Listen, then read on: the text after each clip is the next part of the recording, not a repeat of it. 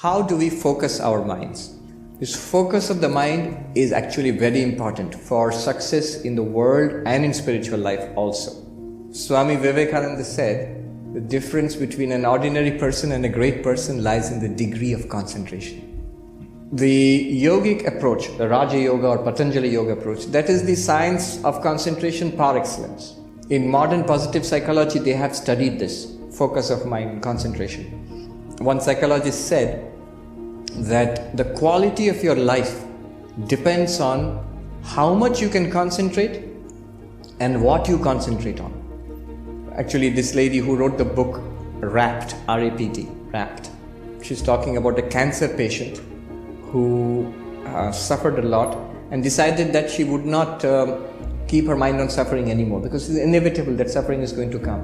Rather, she's going to devote her mind to her art or writing, I think. And as she learned to do that, she found the quality of her life became better. In fact, subjectively, she was happier than before cancer. So she says that what you think about. So am I thinking about my writing and art, or am I thinking about the pain and the cancer and the co-payments and so on? What am I thinking of? Where do I put my mind? And how much of the mind I can put on that? So it has been studied. A classic book in this regard is Mihaly Csikszentmihalyi's Flow. So he has studied this phenomenon of attention and its link with the quality of life. And in fact, he mentions Patanjali Yoga there. He says, the best methodology that I have seen for attainment of flow is in this ancient technique of Patanjali Yoga. So that's one method by Patanjali Yoga. That's the method of concentration, where you train your mind to think of one thing and keep on excluding everything else, bringing your mind back to that thing again and again. And there's a whole science in it. In fact, Mihaly Csikszentmihalyi there he points it out that it's basically a function of two things. One is the challenge posed by the environment, and other is your skill. He gives an example. Suppose you're playing tennis. When you begin to play tennis, it's a great thing just to return a serve. So all your energies and your concentration, focus, you're all aroused and ready to face the challenge. And if you're able to return the serve, that is, you attain flow there. It's a match between the challenge and your skills. Your skill is exactly up to that level. But then this point of flow is dynamic. After some time, what happens is, if you keep just returning a serve, it becomes boring after some time because your skill has now exceeded the challenge.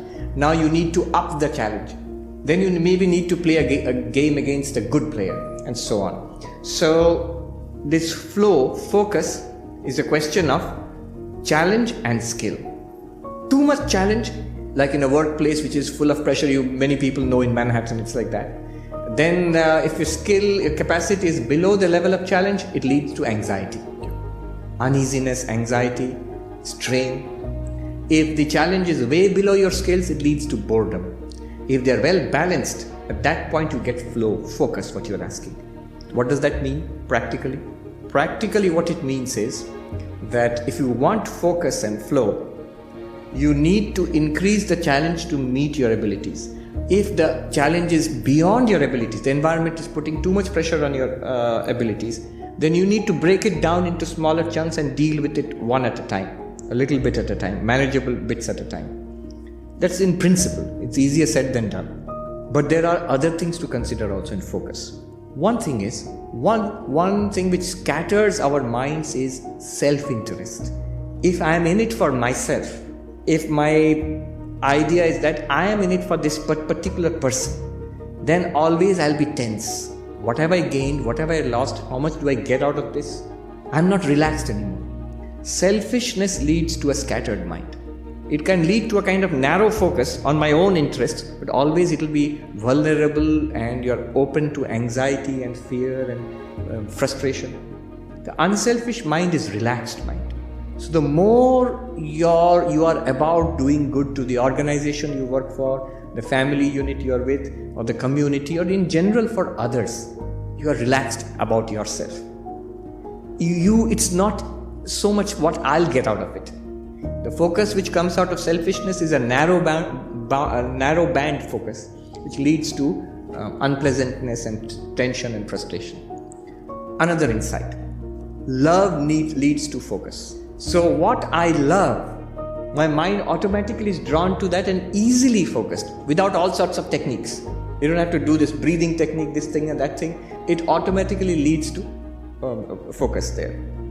For example, a mother in a house looking after the young child. Because the mother loves the child, all activities are done. She's cleaning, cooking, taking care of the child's homework, getting ready to take the child to school, and so on. All of that is being done, and yet the mind is focused on the child and the needs of the child, right? So love leads to focus. Bhakti, devotion to God, leads to focus automatically and easily without effort. So these are the ways. Thank you.